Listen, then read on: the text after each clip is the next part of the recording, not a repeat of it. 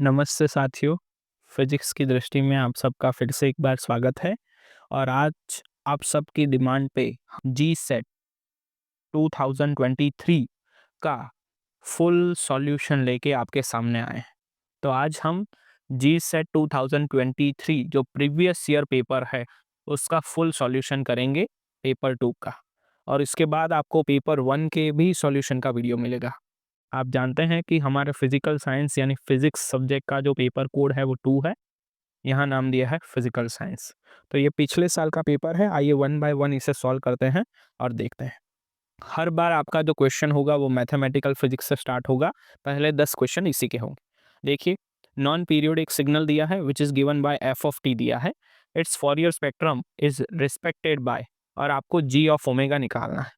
Simple है, Fourier transformation से question आया है तो जी ऑफ ओमेगा का जो इक्वेशन है वो हमें याद है, क्या होगा, माइनस इन्फाइनाइट टू इन्फाइनाइट जो भी हमें दिया है f of T into E J omega T into D T, ये है।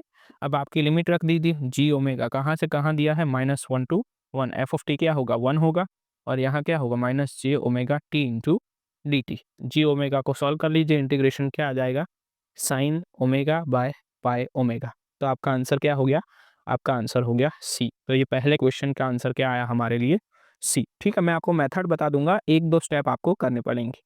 चलिए नेक्स्ट, सब में नहीं, जगह कम है इसीलिए। Eigen values of matrix M और इसके आइगन वैल्यू ढूंढनी है। तो हमें पता है, मैंने आपको शॉर्टकट दिखाया था कि सम ऑफ आइगन वैल्यू वो क्या होता है, वो ट्रेस ऑफ द मैट्रिक्स होता है कि ना। तो सम ऑफ द आइगन वैल्यू, ये ट्रेस क्या है, -2 2 और 2। तो देखिए इसका सम कर लीजिए, -2 + 2 + 2 क्या हुआ, 2 2 कैंसिल हो गया, बचा क्या, 2।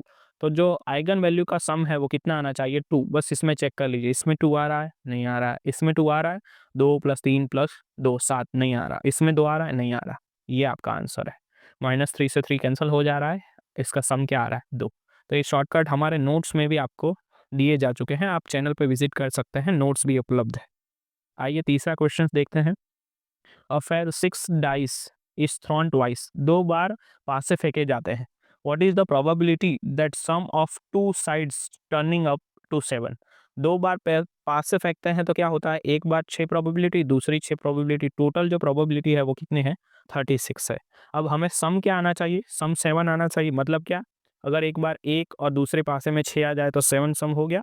वैसे दूसरी प्रोबेबिलिटी 2 और 5 है, वैसे तीसरी प्रोबेबिलिटी 3 और 4 है, चौथी जो है वो 4 और 3 हो सकती है, पाँचवीं 5 और 2, और छठी 6 और 1। इससे और कोई प्रोबेबिलिटी नहीं हो सकती जिससे वो सम 7 निकल के आए। तो कितने हैं ये, 6। तो हमारी प्रोबेबिलिटी क्या है, 6 divided by total probability 36। Ratio क्या हुआ, 6 इंटू 6 कैंसिल हो जाएगा, 6 डिवाइडेड बाय 36 का रेशियो क्या हुआ, 1/6। तो ये बी हमारा आंसर आ गया। समझ में आ रहा है सबको, बहुत ही इजी क्वेश्चन 2023 में दिए थे। अगर आपने हमारे नोट से पढ़ा है तो वो बहुत ही ईजी है। जैसे दूसरा लाप्लासियन ट्रांसफॉर्मेशन से क्वेश्चन आया है, f of T F of S दिया है। अगर आपको याद है कि जो लाप्लासियन हम लिखते थे, e⁻−bt साइन ए टी, इसका लाप्लासियन क्या लिखते थे, याद है, A divided by general formula in the bracket S plus B square plus A square. याद है कि नहीं याद, ये जनरल फॉर्मूला था, वैसा ही आपको यहाँ फॉर्मूला दिया है। देखो इसको जस्ट कंपेयर करो आप जो जनरल फॉर्मूला है उससे। यहाँ क्या दिया है, omega divided by S plus 2 square plus omega square. Simple है। तो क्या होगा इसका इनवर्स, सिंपल है, क्या होगा बेटा, ई, बी क्या है इसमें, बी जो है वो 2 है, सो -2t साइन ए की जगह क्या दिया है, ओमेगा, सो ओमेगा टी। ये हमारा आंसर है। कौन सा आंसर है इसमें से, D. D is our correct answer. Simple है कि नहीं है। ये सारे लाप्लांशियन मैंने अपने नोट्स में बताए थे कि आपको ये याद रखना है, यहीं से क्वेश्चन आते हैं, तो वो आपको बहुत ही हेल्पफुल हो सकता है। चलिए आगे देखते हैं क्या चल रहा है। Value of the integral 1 to infinite of this d x del x represent the Dirac delta function. याद है, इसका मैंने डायरेक्ट बताया था, अगर वो 1 से इनफाइनाइट है तो Dirac delta function, Dirac delta function क्या हो जा रहा है, डिराक डेल्टा फंक्शन 0 हो जा रहा है। तो ये हमारा आंसर हो गया, डायरेक्ट आंसर है। चलिए क्वेश्चन नंबर 6 देखते हैं। वैल्यू फॉर द 4 मेजरमेंट यहाँ पर दिया है, value of a function at a 4 measurement point.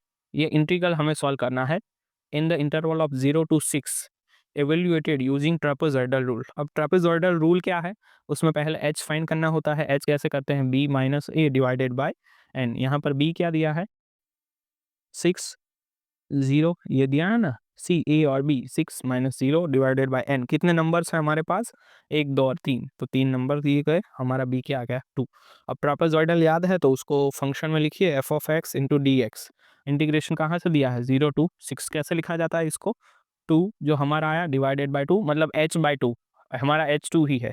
अब इन लिखिए F of 0 plus 2 time F of 2 क्या दिया है, plus 2 time F of 4 plus क्या है एफ ऑफ 6। सबके वैल्यू रख दीजिए, सबके वैल्यू रख देंगे तो आपका एट द एंड आंसर आ जाएगा 2.8। तो 2.8 जो है वो हमारा आंसर है। कितना इजी सम दिया है, हाँ कि ना। In the complex plane a e to the power i 2 pi t which is represent what, simple है, e to the power 2 pi circle को रिप्रेजेंट करता है। सबसे अच्छा सवाल, विद द रेडियस, रेडियस कौन सी है, ए है, रोटेटिंग ऑन स सेकंड। थियोरेटिकल सवाल है, थियोरेटिकल आंसर आ गया। आपको पता होना चाहिए जो कोएफिशिएंट है वो रेडियस आ गया, E to the power 2 pi T क्या रिप्रेजेंट करता है, सर्कल को। तो इसमें तो दिमाग लगाना ही नहीं है, हमारा आंसर क्या बन गया, सी आंसर बन गया। Now question number 8, in the context of solving differential equation with boundary condition, boundary condition के साथ हम सॉल्व कर रहे हैं। What is the primary purpose of greens function, बताया था ना मैंने, ग्रीन्स फंक्शन के ऊपर क्वेश्चन बनता है। तो क्या वो प्रेजेंट कर रहा है डिफरेंशियल इक्वेशन, तो ये रहा, to represent the response of system differential equation to a delta function at a specific point. याद है थियरी ग्रीन फंक्शन की, उससे हम इक्वेशन लिखते थे। तो हमारा आंसर क्या बन गया, 8 में सी आंसर हमारा बन गया। चलिए अब थोड़ा आगे देखते हैं क्वेश्चन नंबर 9 की तरफ। ये दिया है dynamic system is represented by differential equation दिया है, एफ ऑफ 0 दिया है, एफ ऑफ 1 दिया है, देन एफ ऑफ 2 क्या है वो हमें ढूंढना है। सिंपल है, इसको फंक्शन में कन्वर्ट कर लीजिए, d square f divided by del t square minus 4f is equal to 0। ये हमारा फंक्शन बन गया। याद करिए ये कौन सा फंक्शन है, ये second order homogeneous differential equation है। कुछ याद है कि सब भूल गए हैं, याद है, ठीक है, तो उसमें वैल्यू रख दीजिए आप। क्या होगा, ये आर स्क्वायर माइनस 4 हो जाएगा, आर क्या बन जाएगा 2 हो जाएगा। तो अगर आप जानते हैं तो इसका जो फंक्शन बनेगा, इसका direct function second order homogeneous का फंक्शन क्या बनता है, f of t is equal to C one e to the power 2t plus C two e to the power minus 2t। ये फंक्शन है इसका। आप एक बार एफ ऑफ 0 रख दीजिए, एक बार एफ ऑफ 1 रख दीजिए जो दिया है, और उसके हिसाब से जो घटा जोड़ के हमारा उस दो इक्वेशन से निकल आएगा एफ ऑफ 2। एफ ऑफ 2 क्या निकल आएगा इन दोनों इक्वेशन से, ये मैं डायरेक्ट टिक कर देता हूँ, आप वैल्यू रख के जानते हैं। तो नोट्स में मैंने दिया था डिफरेंशियल इक्वेशन वाला, ये वही, ठीक है। जो लोग नोट्स नहीं जानते जस्ट हमारी चैनल के होम पेज को विजिट कर लीजिए। दिवाली गिफ्ट वाले वीडियो में हमने सारी नोट्स दी हुई है जहाँ से आप क्विक रिविजन कर सकते हैं। देखिए ये मैट्रिक्स से क्वेश्चन आया है, मैट्रिसेस दिया है, और ये दिया है where is the where I is the identity matrix. और हमें क्या करना है, हमें देखना है कि क्या, हाँ इसका क्या होता है, इसका आंसर क्या बचता है, ठीक है। तो अगर आपको याद हो तो ये कैली हैमिल्टन फॉर्म लिखना है इसमें। हमें कैसे लिखेंगे, बहुत ही ईजी होता है। आपको पता है A minus lambda I is equal to हम क्या लिखते हैं, 0 लिखते हैं।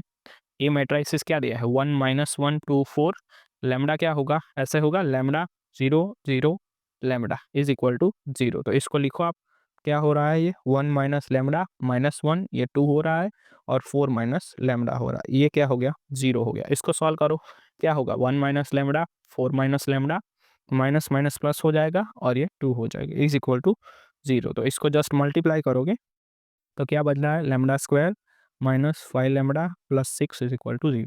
अब कैली हैमिल्टन फॉर्म में कैसे लिख सकते हैं, इसको ऐसा लिख सकते हैं, A square minus 5a, sorry 5a plus 6 is equal to 0। तो इसको मैं ऐसे लिख सकता हूँ, A square is equal to what 5a minus, ये माइनस प्लस हो जाएगा और प्लस माइनस हो जाएगा 6i, लिख सकते हैं, कुछ नहीं है तो यहाँ पर आई। सिंपल सी बात हो गई। अब हमें क्या करना है, अब हमें ये बनाना है। तो मेरे पास क्या है इस तरफ, a square is equal to 5a minus 6i है, इसको a से मल्टीप्लाई करो तो a क्यूब हो जाएगा, a cube is equal to 5a square minus 6a।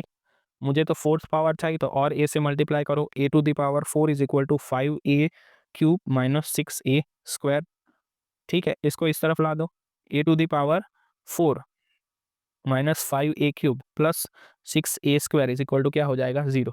तो ये देखो ये जो है वही ये है, हाँ कि ना। तो बच क्या रहा है, बच क्या रहा है 2a + 3i। तो आपका आंसर हो गया 2a + 3i, क्योंकि ये तो 0 हो गया, हाँ कि ना। तो 10th में आपका क्या आंसर है, 10th में आपका आंसर है आंसर नंबर बी। ठीक है, अब ये सिंपल है। 11वां सवाल, approximately √6 is the first two terms of the Taylor series. Taylor series का फर्स्ट टू टर्म्स दिया है। The expansion created n is equal to 9। Simple है, इक्वेशन में आंसर, इक्वेशन में ये वैल्यू रख दीजिए जो फर्स्ट टू टर्म की है, तो आपको आंसर यील्ड मिल जाएगा 2.5। सबसे इजी सवाल था, 11th क्वेश्चन खत्म हुआ। तो यहाँ तक जो क्वेश्चन है वो आपको क्लासिकल मैकेनिक्स के मिले।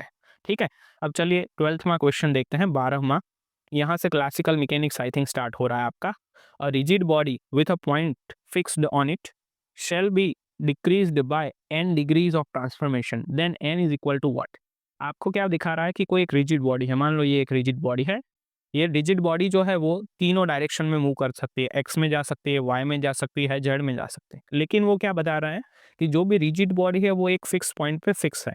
अब मान लो कि मैं दूसरी रिजिड बॉडी एज्यूम करता हूँ और वो एक एक पॉइंट पे फिक्स है। अब क्या हो सकता है, ये यहाँ से घूम सकती है या वाइब्रेट भी नहीं कर सकती, जस्ट घूम सकती है, रोटेट कर सकती है। उसने पूछा क्या है, shall be describe by n degrees of translation. Translation मतलब ये यहाँ से यहाँ जा सकती है, नहीं जा सकती, ऊपर नहीं जा सकती, इधर नहीं जा सकती। तो उसका ट्रांसलेशन क्या हो गया, n इज इक्वल टू 0 हो गया। अगर हमें पूछा होता कि टोटल, तो हम बताते कि भाई हाँ रोटेट कर रही, लेकिन ट्रांसलेशन में तो उसका मोशन क्या हो जा रहा है, 0। तो आपका आंसर क्या आएगा, n इज इक्वल टू 0। ठीक है, नाउ क्वेश्चन नंबर 13 क्वेश्चन देखिए। The distance square between 2 points in a special theory of relativity में बी एक्सप्रेस्ड एज। कैसे लिखा जाता है डिस्टेंस को, आपको पता है, delta S square is equal to क्या है, x1 minus x2 square plus y1 minus y2 square simple, plus z1 minus z2 square, और प्लस क्या हो रहा है, सी स्क्वायर, सॉरी माइनस आएगा यहाँ, minus C square t1 minus t2 square. ऐसा कुछ दिया है आपको, नहीं ये तो नहीं दिया, यहाँ सी नहीं है, ये भी नहीं है।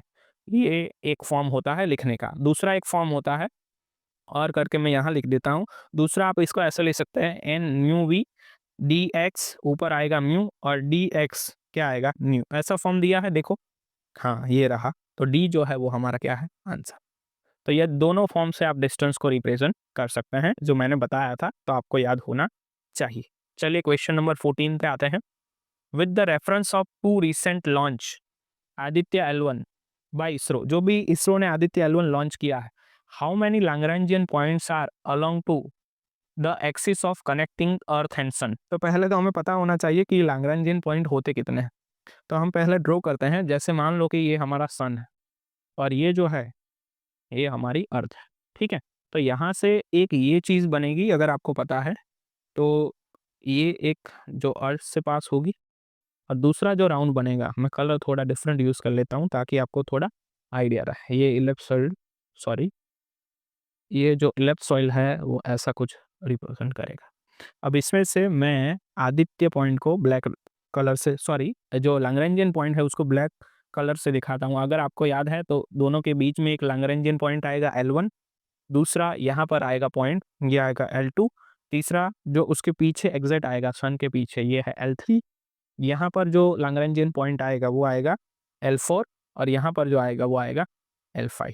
ठीक है, सेंटर से आप यहाँ जा सकते हैं, ये थोड़ा पीछे पॉइंट है यहाँ पर, ये ऐसे हैं, ये ऐसे ऐसे ऐसे 5 पॉइंट बनते हैं। तो याद रखिए कि अगर आपको पूछ रहे हैं कि टोटल जो लैग्रेंजियन पॉइंट बन रहे हैं वो कितने बन रहे हैं, तो 5 पॉइंट टोटल बन रहे हैं। लेकिन यहाँ पर क्या पूछा है, how many Lagrangian points are along to the axis of sun and earth. That means what, that means वो ऐसा पूछ रहे हैं कि ये जो एक्सिस है सन और अर्थ की, ये उसमें कितने लैग्रेंजियन पॉइंट आते हैं। तो आते हैं ये पहला, ये दूसरा और ये तीसरा। तो हमारा क्या आंसर, आंसर क्या हो जाएगा 3। 3 लैग्रेंजियन पॉइंट जो सन और अर्थ की एक्सिस में आते हैं। ठीक है, अब 15वां क्वेश्चन देख लीजिए, इसका आंसर आ गया C. The term mass is defined by Newton's law, it is the. अब ये लोग उछल के कूद पड़ेंगे, भाई फर्स्ट लॉ है, फर्स्ट लॉ में क्या आता है, इनर्शिया आता है, तो इनर्शिया यानी फर्स्ट लॉ का होगा। लेकिन आपको याद रखना है कि फर्स्ट लॉ भले ही इनर्शिया का लॉ है, लेकिन जो मास डिफाइंड होता है वो सेकंड लॉ में होता है, F इज इक्वल टू क्या आता है, ma। अगर मास को डिफाइन करना है तो क्या है, F/a है। तो याद रखिएगा ये क्या आंसर आ गया, सेकंड लॉ ऑफ मोशन। बहुत सिंपल है, मैंने बोला था ना कि न्यूटन्स लॉ से एक क्वेश्चन आएगा आया ना? तो ऐसे ही आपको 2024 के पेपर में भी उसी टॉपिक में से कुछ-कुछ क्वेश्चन मिलेंगे। चलिए अब नेक्स्ट देखते हैं। The dynamical system is described with a Lagrangian. ये पूरा लैग्रैन्ज चेन दिया है। Are positive constant the mass M of the moving object. ये लैग्रैन्ज चेन दिया है, अब हमें मास निकालना है। तो वैसे अगर आपको पता है तो ये जो दिया है उसका हमें क्या करना है? हमारा इक्वेशन क्या है? Del by del t d L by del x dot minus d L by del x is equal to zero. ये हमारा इक्वेशन है। अब इसका पहले ले लीजिए, d L by del x dot ले लेंगे और उसका फिर से डी बाय डी टी से डेरिवेशन कर देंगे। अब मैं डायरेक्ट रख रहा हूँ, minus two C double x plus K double x हो जाएगा, ठीक है। और सिंपल एक्स से लेंगे तो वही होगा two M x is equal to क्या हो जाएगा? इज इक्वल टू जीरो हो जाएगा। तो इसको कॉमन ले लीजिए एम डबल एक्स को। तो मैं इसको एम से कैपिटल एम लिख रहा हूँ, M double dot plus two M x is equal to zero आएगा। ये क्या है? ये एक कांस्टेंट है, तो आप इस m को ऐसे लिख सकते हैं, m इज इक्वल टू के माइनस टू सी। हो गया। कौन सा आंसर है? और k जो है हमेशा टू सी से ज़्यादा होगा क्योंकि मास कभी नेगेटिव होता नहीं है। तो हमारा आंसर क्या आ गया? हमारा आंसर आ गया सी। 16 में हमारा क्या आंसर आया? सी। नेक्स्ट देखते हैं, the Lagrangian dynamics system is given by L Z Z dot T, the Euler Lagrangian equation। अब तो सिंपल सी बात है, जो x को इक्वेशन लिखते थे वो इन्होंने y में लिखा है। ऊपर वाला इक्वेशन क्या मैं लिखूँ? Del by del t, x की जगह मैं y लिख रहा हूँ। सो क्या हो जाएगा? y डॉट आ जाएगा minus del L by del Y is equal to क्या हो जाएगा? जीरो हो जाएगा। इसको मैं उस तरफ लिख सकता हूँ, del L by del Y is equal to क्या हो जाएगा? Del by del t d L by del Y dot. अब इस कंपेयर कर लीजिए, वही इक्वेशन दिया है। क्या आएगा equation? B. B is our correct answer. B is our correct answer. हो गया। चलिए अब 18वां क्वेश्चन देखते हैं। Conservation of energy and linear momentum is dynamical system ensure. आपको पता है तो एनर्जी कंजर्वेशन करने के लिए क्या होना चाहिए? टाइम है, और लीनियर मोमेंटम के लिए क्या है? Homogeneity of space. ठीक है, तो इसको कंपेयर कर लीजिए। क्या आएगा? Translation symmetry along with time and space. ये डी हमारा आंसर हो गया। सिंपल है सारे क्वेश्चन। हार्ड है कि सिंपल है, थोड़ा कमेंट में बताता रहिएगा। अब देखते हैं 19th क्वेश्चन। क्या दिया है? The object is motion governed bye x x दिया है, y दिया है और z दिया है। ये तीनों चीज हमें दी गई है, ठीक है, x, y और z। The speed of object become, speed निकालनी है तो x है तो x डॉट निकाल दीजिए, यानी उसका डिफरेंशिएट कर दीजिए। आपको पता है कि उसका टाइम के साथ डेरिवेशन क्या होगा? स्पीड होगा। ये हो गया टू कॉस टी। y का कर लीजिए डिफरेंशिएशन, क्या हो गया? Minus three sine t. और z का कर लीजिए, ये क्या हो गया? Root five cos t. Simple है। अब टोटल निकालना है तो क्या आएगा? v under root x dot square plus, sorry हाँ ये वी एक्स ही हो गया ना, या X dot square plus Y dot square plus Z dot square. इसको आप ऐसे भी लिख सकते हैं, V X square plus we Y square plus V Z square. Value रख दीजिए आप। ये क्या हो गया? ये फोर कॉस स्क्वायर टी हो गया। ये क्या हो गया? नाइन साइन स्क्वायर टी हो गया। और ये क्या हो गया? फाइव कॉस स्क्वायर टी हो गया। फाइव और four nine cos square T हो गया। Nine cos square T plus nine sine square T. Nine nine common आ जाएगा, sine square T cos square T हो जाएगा वन, और रूट नाइन का आ जाएगा थ्री। थ्री आंसर में है भाई, थ्री तो आंसर में ही नहीं है। तो यह क्या है? इंडिपेंडेंट ऑफ टी, क्योंकि लास्ट आंसर में आपका टी नहीं है। तो 19th का आंसर हो जाएगा D. D is our correct answer. अब ये देखिए, अगर आपको पता है, ये थोड़ा कॉम्प्लिकेटेड रहेगा आपके लिए क्वेश्चन। द स्मॉल ऑसिलेशन से क्वेश्चन आया हुआ है। जनरल कोऑर्डिनेट Q1 दिए हैं और freedom Ni denoted as a derivation of Qi, equilibrium position is this, image in the potential and equilibrium V bar is equal to 2 दिया। अगर इसका मैं सॉल्यूशन लिखने जाऊँ तो वो पेज कम पड़ जाएंगे क्योंकि ये थोड़ा लेंदी है। तो मैं जस्ट आपको डायरेक्ट आंसर बता देता हूँ, बाकी जो कैलकुलेशन है वो हमारे नोट्स में दी गया है। ये वहीं से ये क्वेश्चन आया हुआ है, जस्ट एक बार उसको रिफर कर लीजिएगा। अदरवाइज ऐसे जो क्वेश्चन होते हैं जो लेंदी होते हैं, तो मेरी सलाह ये है कि अभी से उसको स्किप कर लीजिएगा, क्योंकि जी सेट जो होता है उसमें कोई भी नेगेटिव मार्क्स नहीं होता, नो नेगेटिव होता है। ओके, तो एट द एंड आपको कोई भी ऐसा आंसर टिक कर देना है जिससे आपका टाइम थोड़ा सेव हो, क्योंकि आपको 3 घंटे में आपका पेपर 1 और पेपर 2 दोनों सॉल्व करना है। तो इस चीज़ का भी हमें थोड़ा ध्यान रखना है, तभी जाके आपका स्कोरिंग आएगा और आप जी सेट को क्वालिफाई कर पाओगे। चलिए अब आगे देखते हैं। The special theory of relativity is defined with 1 real time t coordinate and 3 space coordinate, select the correct one. आपको पता है कि जो स्पेस कोऑर्डिनेट होते हैं वो घूम के वापस आ सकते हैं, मतलब वो पीरियोडिक होते हैं। पर टाइम जो है वो एक बार चला गया तो चला गया, वो अपीरियोडिक है। आंसर है डी। थियोरेटिकल क्वेश्चन था तो उसका आंसर भी थियोरेटिकल ही होगा। तो 21st में क्या आंसर आया बच्चों? डी आंसर आया। चलिए अब आगे देखते हैं। Imagine and moving on a football. Football कैसा होता है? 3D में दूँ, ऐसा ये फुटबॉल है और उसके ऊपर जो कीड़ी है, आंट जा रही है। The dynamic of the ends describe by and, उसका जो इंडिपेंडेंट कोऑर्डिनेट होगा। तो अगर आपको पता है कि जो भी कीड़ी इस वॉलीबॉल पे जा रही है, या तो वो इस डायरेक्शन में जाएगी या वो इस डायरेक्शन में जाएगी, वो ऊपर नहीं जा सकती। तो उसके सिर्फ 2 ही कोऑर्डिनेट बनेंगे, एक्स और वाई, क्योंकि उसका जो सरफेस है, कोई भी सरफेस आप लेते हो तो वो किस में आता है? 2D में आता है। तो यहाँ पर n इज इक्वल टू क्या आ जाएगा? 2। This is your correct answer. Next, Fresnel Kirchhoff diffraction integral based on a scalar diffraction.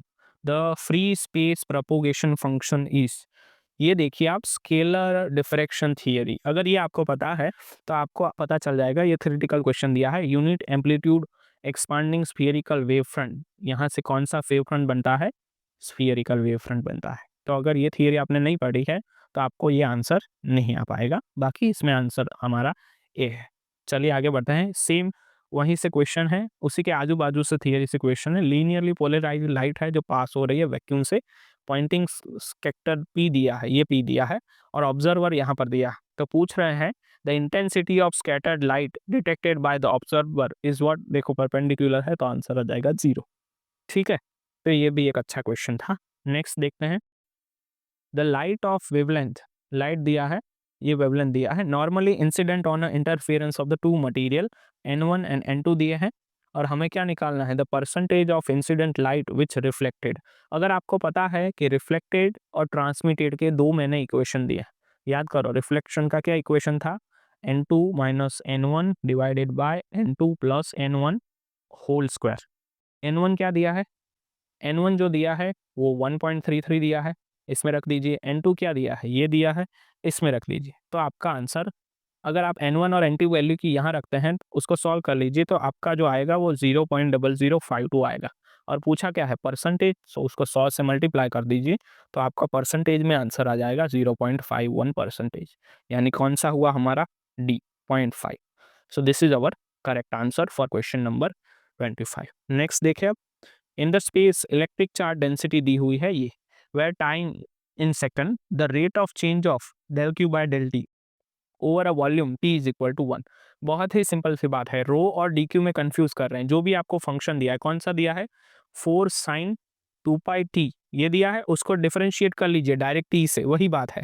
Differentiate करेंगे तो क्या आएगा? 4, इसका कोएफिशिएंट आगे आएगा 2 पाई, साइन का हो जाएगा कॉस 2 पाई टी। सिंपल है। 4 इंटू 2 पाई क्या हुआ? 8 पाई, और कॉस 2 पाई टी, टी क्या हो गया? 1। सो 8 पाई, बचा क्या? कॉस 2 पाई, कॉस 2 पाई की वैल्यू 1 हो जाएगी, तो बचा क्या? 8 pi. 8 pi is the answer, है कि नहीं है? ये रहा 8 pi. C by S, that is the unit. So 8 pi is the correct answer. 26th answer is what? D. Next question. In case of motion, motional EMF, which of the following is true. इसमें से कौन सा सही है? तो EMF किससे generate होता है? बी से या पुल्ड बाय फोर्स से? हमें पता है बी से। And work done is by pull. Simple है, तो ये तो बहुत ही सिंपल क्वेश्चन था। आंसर हमारा ए। थियरिटिकल क्वेश्चन है। ये भी देखिए, ये कोई बच्चा होगा ना तब भी पता चल जाएगा कि इसमें पूछा क्या है। इस पूरे क्वेश्चन में हमें पूछा है करंट डेंसिटी, और अगर आपको करंट डेंसिटी का इक्वेशन याद है तो उसको mu zero epsilon not del E by del t से रिप्रेजेंट किया जाता है। इसमें वो क्या है? ये रहा। आंसर क्या आ गया? डी। कहानी खत्म। इतनी सी बात होती है, अगर आप जानते हो तो सभी चीज आपके लिए सही है। ठीक है, नेक्स्ट देखते हैं 29। Which of the following contribute the discontinuity in electric and magnetic field when EM wave encounters a charge in medium. क्या होगा इसमें? तो आपको पता है surface charge and surface current. क्या है इसमें? Which of the following contribute the discontinuity, उसमें क्या आएगा? डिसकंटिन्यूटी किस में आएगा? Electric field and magnetic field when EM wave encounters on the charge medium. एक तो आएगा सरफेस चार्ज पे और दूसरा आ जाएगा सरफेस करंट पे, बी। ये थ्योरेटिकल क्वेश्चन रिलेटेड है, अगर आप इसे जानते हैं तो। वरना सिंपल सी बात है, ईएम वेव जो है वो उस पर आ रहे हैं चार्ज मीडियम में, तो क्या होगा, सरफेस चार्ज तो होगा ही होगा उसमें कंट्रीब्यूशन, और उसके चार्ज आने, सरफेस पे चार्ज आने पर सरफेस करंट भी उसमें कंट्रीब्यूट करेगा। अब नेक्स्ट क्वेश्चन देखिए, हमारा फेवरेट लॉ एम्पियर लॉ से क्वेश्चन आया हुआ है। Ampere's law fails for a changing electric current, वो फेल हो जाता है changing electric current, that means time varying electric field, because हाँ, ये बच्चों को पता है कि जो एम्पियर्स लॉ है वो किसके लिए बना है, वो स्टेडी इलेक्ट्रिक करंट के लिए बना है, जो स्टेडी इलेक्ट्रिक करंट है उसी के लिए। तो यही उसका आंसर है, क्यों, it is valid for only steady electric current. C is our correct answer. Now question number 35, which of the following represent the wave of fixed shape propagating in the z direction? Which of the following represent the wave of fixed shape which is propagating in a z direction? इसमें से z direction ढूंढो, ये z square है, नहीं चलेगा z square, और ये इसमें तो है ही नहीं, z कहाँ है, ये रहा, सिंपल। और इसमें कुछ अगर दो z दिए होते तो हम कैलकुलेट करते, ये सिंपल इक्वेशन देख के पता चल रहा है जो z डायरेक्शन में प्रोपोगेट कर रहा है। नेक्स्ट देखते हैं, the ratio of telescope with circular antenna, उसका एंटीना सर्कुलर है, collect the electromagnetic radiation of the wavelength 2 millimetre, यानी आपको जो वेवलेंथ दिया है लैम्बडा वो 2 मिलीमीटर दिया है, 2 मिलीमीटर यानी 2 into 10⁻³ the antenna has a diameter 2 metre, D जो आपको दिया है, डी कितना दिया है, 2 मीटर। एंगुलर रेजोल्यूशन, याद है इक्वेशन, एंगुलर रेजोल्यूशन का इक्वेशन क्या आएगा, theta is equal to 1.22 lambda divided by D, capital D लिखिए या स्मॉल, आपको जो भी कंफर्टेबल हो। 1.22 लैम्बडा की वैल्यू रख दिए 2 इंटू 10⁻³ डी की वैल्यू रख दीजिए 2, डायरेक्ट आपका आंसर क्या आ जाएगा।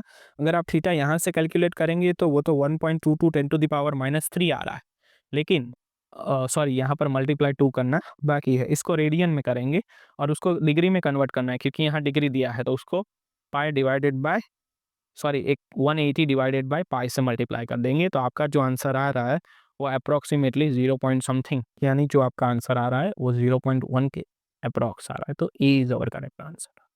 ये डायरेक्ट क्वेश्चन पूछा है, डी एलम्बर्ट प्रिंसिपल, देखो बताया था, एक डी एलम्बर्ट प्रिंसिपल है जिसपे इक्वेशन पे क्वेश्चन आते हैं, और जो दूसरा है ना वो मेरा है, कौन सा एक इक्वेशन था मैं आगे दिखाऊंगा आपको, वो शायद भी उसी पे क्वेश्चन आया। डी एलम्बर्ट प्रिंसिपल को कैसे लिखा जाता है, डी एलम्बर्ट प्रिंसिपल को ऐसे, ये डायरेक्ट आपका आंसर हो गया, ठीक है। तो क्वेश्चन नंबर 33 का आंसर क्या आया, बी। नेक्स्ट देखें, the wave particle duality is valid in, wave particle duality कौन सी थियरी है, क्वांटम मैकेनिकल थियरी, तो हमारा क्या आंसर आ रहा है, बी। 34 का आंसर क्या हुआ, बी। ऐसे इजी भी क्वेश्चन आते हैं जी सेट में, तो आप जस्ट देख के बता सकते हैं। देखिए ये भी डायरेक्ट क्वेश्चन है, the number of degenerate state, the principal quantum number is 3, principal quantum number दिया है, डी जनरेट स्टेट निकालना है, एन स्क्वायर, एन क्या दिया है 3, 3 का स्क्वायर कर दीजिए, आंसर क्या आ गया 9, तो आपका डी इज आंसर आ गया। सिंपल है कि नहीं है। नेक्स्ट क्वेश्चन देखिए 36, the eigen value E minus I K X describe the wave propagation in a negative X direction, ensure the positive eigen value of P, बच्चों को पता है P is equal to H cut K, और positive लिखना है मतलब क्या होगा, P is equal to positive H cut K, आपका आंसर हो गया ए। वैसे भी हम इसको P is equal to H cut के ही लिखते हैं, अगर आपको याद है, ये थोड़ा घुमा फिरा के पूछा है और कुछ बात नहीं। देखिए आइगन वैल्यू ऑपरेटर पे कुछ क्वेश्चन है, कैसे लिखते हैं इसको, X del x is what, अगर आपको पता है इसको ऐसे लिखते हैं, X d by d X minus d by d X X, उसका आंसर आ जाएगा -1, तो -1 जो है वो हमारा आंसर, डी इज और करेक्ट आंसर। कितने इजी क्वेश्चन दिए हैं ये देखो, statistical interpretation of the quantum mechanical wave function, जो फर्स्ट जो आपका स्टेटमेंट है ना वेव फंक्शन के लिए, कि भाई वेव फंक्शन क्या होना चाहिए, तो वो नॉर्मलाइज तो होना ही चाहिए, जो साई स्क्वायर है वो क्या होना चाहिए, 1 होना चाहिए, अगर आपको ये पता है तो यही आंसर है, normalisable psi and square integrable of psi, उसका स्क्वायर का इंटीग्रेशन करेंगे तो वो 1 आएगा, आंसर क्या आ गया 38 में डी। इस पेज पे कितने इजी क्वेश्चन दिए हैं देखिए, अगर आपने थोड़ा सा भी देखा है नोट्स में तो आपको ये सारे क्वेश्चन पलक झपकते ही आंसर पता चल जाएंगे, इतने इजी क्वेश्चन इस पेज में थे। चलिए अब 39 क्वेश्चन देखते हैं, the relativistic equation of motion for a scalar subatomic particle mass m, absence of source is given by, अब ये थोड़ा मुझे भी याद नहीं था कि इसका क्या आंसर आएगा, ये पूछा किस कॉन्टेक्स्ट में है, तो जस्ट मैंने आंसर देखा था जो मैं बता दे रहा हूँ। इसकी कैलकुलेशन मुझे अभी भी पता नहीं है, तो ए इसका करेक्ट आंसर है। उन्होंने कैसे इसको सॉल्व किया है या किस कॉन्टेक्स्ट में पूछा है वो मुझे भी नहीं पता है, तो आप जस्ट इसे इग्नोर कर सकते हैं या उसका आंसर लिख सकते हैं ए। नेक्स्ट देखें, tunnelling a potential barrier for a dynamical particle ensured by. अब देखिए टनलिंग वाला है तो उसमें दो चीज़ें आएगी, एक आएगी वेव पार्टिकल ड्युअलिटी और दूसरी चीज़ आएगी वेव पार्टिकल ड्युअलिटी से जुड़े हुई हाइजेनबर्ग अनसर्टेनिटी प्रिंसिपल। इन दोनों में से जो कोई भी चीज़ दी है वो टनलिंग पोटेंशियल बैरियर के लिए एंश्योर्ड है। कौन सी दी है? पहली ही दी है Heisenberg uncertainty principle. Wave particle duality भी दी होती तो वो भी आंसर करेक्ट होता। और जो मैंने बताया था ना यहाँ पर, ये कौन सा इक्वेशन था? D'Alembert principle. वैसा ही जो मैं नाम भूल गया था ना, वो ये था फर्मी गोल्डन रूल। मैंने अपने नोट्स में जब जिक्र किया था बताया था कि इस पे एक क्वेश्चन होगा होगा और होगा। पूछा क्या है? Fermi golden rule for time dependent perturbation theory the transition rate which is proportional to. याद है कैसे लिखा जा सकता है? डब्ल्यू को लिखा सकता है जो फर्मी गोल्डन रूल है 2 पाई बाय एच कट, इसको लिखते हैं हम F perturbed Hamiltonian H dash I, उसका क्या हो जाएगा? स्क्वायर हो जाएगा। और पी ई और एफ किससे रिलेटेड है? देखो स्क्वायर से, तो आंसर मिल गया। Square of the matrix element perturbing Hamiltonian या पोटेंशियल जो भी दिया है। तो 41 में आंसर क्या हो गया? 41 में हमारा आंसर हो गया B. B is our correct answer. Next 42, the fine structure constant alpha दिया है। अल्फा पता है ना क्या है? Alpha is equal to E square divided by 4 pi epsilon naught H cut C due to two distinct mechanism. They are कौन से दो डिस्टिंक्ट मैकेनिज्म है? लम्प शिफ्ट तो आएगा नहीं, ये भी नहीं आएगा। स्पिन ऑर्बिट कपलिंग आ सकता है, रिलेविस्टिक और नॉन रिलेविस्टिक। एक ही चीज तय करनी है। देखो जहां जहां पर ये आता है स्पीड, लाइट की स्पीड, वो रिलेविस्टिक है, तो हमारा आंसर क्या हो गया? Relativistic mechanism. C is our correct answer for 42 नंबर। Next question, consider a scattering of incident plane wave moving in a z direction from the spherical symmetric potential. Select the correct statement, choice is below. आपको क्या करना है? Choice करना है। Consider करना है कि स्कैटरिंग इंसिडेंट प्लेन वेव है जो z डायरेक्शन में जा रहा है, तो क्या होगा? Each particle wave labelled by total angular momentum scattered independently. क्यों? क्योंकि जो स्कैटरिंग है वो एंगल पे डिपेंड कर रहा है, ना कि कोई डायरेक्शन पे। थीटा है, अगर स्कैटरिंग का आपको इक्वेशन पता है ना, ऐसा lambda is equal to lambda H का sorry lambda minus lambda dash minus lambda is equal to H by M C 1 minus cos theta, वो हमेशा थीटा पे डिपेंड करता है। यहाँ डायरेक्शन दिया होगा तो जो जो भी होगा वो इंडिपेंडेंटली होगा। आंसर क्या आ गया? 43 ए आंसर। नेक्स्ट क्वेश्चन देखें, ये भी क्वेश्चन वैसा वाला ही है। साई ए और psi B denoted as a wave function, two particle दिया है, पाउली एक्सक्लूजन प्रिंसिपल दिया है, R1 और R2 पोजीशन दिया है। मान लो ये साई ए है और ये साई बी है, उसका पोजीशन दिया है R1 R2, तो हमें क्या साई का प्रोपोर्शनल टू किससे होगा? वो डिफरेंस ले लो आप, पहले शुरू करो साई ए से और R2 ले लो, साई बी लो और R1 ले लो और माइनस इसका डिफरेंस ले लो उल्टा। साई ए लिया है तो यहाँ पर साई बी रखो, R1 लिया है तो R2 रखो और मल्टीप्लाई करो साई ए और यहाँ क्या आएगा? R1 आ जाएगा। ऐसा कौन सा डिफरेंस है? देखो इसमें से B is our correct answer. Simple चीजें पूछी गई हैं, ना कि कोई हार्ड चीजें आपको पूछी जा रही। नेक्स्ट देखें अब, नेक्स्ट क्वेश्चन में देखते हैं क्या दिया है। नेक्स्ट क्वेश्चन में दिया है विच of the following is not exact. तो पहले इसका मतलब पता होना चाहिए कि एग्जैक्ट और नॉन एग्जैक्ट का मतलब क्या है। नॉन एग्जैक्ट या इन एग्जैक्ट का जो मतलब है कि आप उसको ऐसे नहीं लिख सकते कि del Q is equal to Q2 minus Q1, ऐसे आप नहीं लिख सकते इसको। ठीक है, तो ये सारे जो है वो नॉन एग्जैक्ट है। एग्जैक्ट किसे कहते हैं? एग्जैक्ट इसे कहते हैं जिसको आप ऐसे लिख सकते हैं, जैसे आप इंटरनल एनर्जी को लिख सकते हैं del U is equal to U2 minus U1। आप एंट्रोपी को लिख सकते हैं del S is equal to S2 minus S1। वैसे आप इसे भी लिख सकते हैं फ्री एनर्जी। तो ये जो है वो आपका एग्जैक्ट नहीं है। First is your answer, 45 answer is a. Next, cyclic process. In a cyclic process क्या होगा? इन अ साइक्लिक प्रोसेस, अगर आपको पता है कि जो साइक्लिक प्रोसेस है integral of del Q is equal to integral of del W, वो वर्क पर डिपेंड है। Work done by the system is equal to the quantity which is heat generated by the system जो भी work done है, work done का क्या है भाई इक्वेशन, वो जो वर्क है वो कितनी हीट जनरेट करता है सिस्टम, उस पे डिपेंडेंट है। तो हमारा आंसर हो गया बी। ये जो है साइक्लिक प्रोसेस ऐसे ही लिखा जाता है, वो वर्क पे डिपेंडेंट है और वो जो है वो हीट जनरेटेड पे डिपेंडेंट है। तो हमारा आंसर 46 आ गया। अब देखते हैं 47। इन heat engine the maximum heat that can be converted into a mechanical work, कितनी जो हीट है वो मैकेनिकल वर्क में कन्वर्ट होगी। तो इफिशियंसी का इक्वेशन है T1 minus T2 divided by T1। आप इसे ऐसे भी लिख सकते हैं 1 minus T2 divided by T1। क्या होगा, if T2 is equal to 0 then and then 100% work will be done, otherwise not. तो कितना होगा वो किस पे डिपेंड करता है, वो टेम्परेचर पे डिपेंड करता है। तो हमारा आ गया B answer, depends upon a working temperature, वो कितने टेम्परेचर पे वर्क कर रहा है उसके ऊपर डिपेंड करता है। ये देखिए बॉयल्स टेम्परेचर, दो इक्वेशन मैंने आपको सिखाए थे, एक टीसी का था 8A डिवाइडेड बाय 27 RB और एक टीबी का था, क्या था, A डिवाइडेड बाय RB। इन दोनों को जस्ट कंपेयर कर लो तो हमारा क्या आंसर आ जाएगा, हमारा आंसर आ जाएगा दिस। ओके, सिंपल है। नेक्स्ट देखें अब, देखो नेक्स्ट वही क्वेश्चन दिया है। The Carnot engine operating 27 degree on Celsius and 127 degree on Celsius has the efficiency, यही इक्वेशन है इफिशियंसी का। क्या लिखते हैं, n is equal to T1 minus T2 divided by T1। अब आपको पता है कि जो T2 है वो कितना है 27, उसको सेल्सियस को केल्विन में कन्वर्ट करेंगे तो ये कितना हो गया 300 केल्विन, और T1 जो है वो कितना दिया है 127, तो इसको कन्वर्ट करेंगे तो कितना हो जाएगा, 127 को कन्वर्ट करेंगे हम, सॉरी 227 दिया है ना कि 127 दिया है, हाँ 127 दिया है। तो 127 को कन्वर्ट करेंगे तो ये 400 हो जाएगा, ये 227 तो इसका मैंने देख लिया।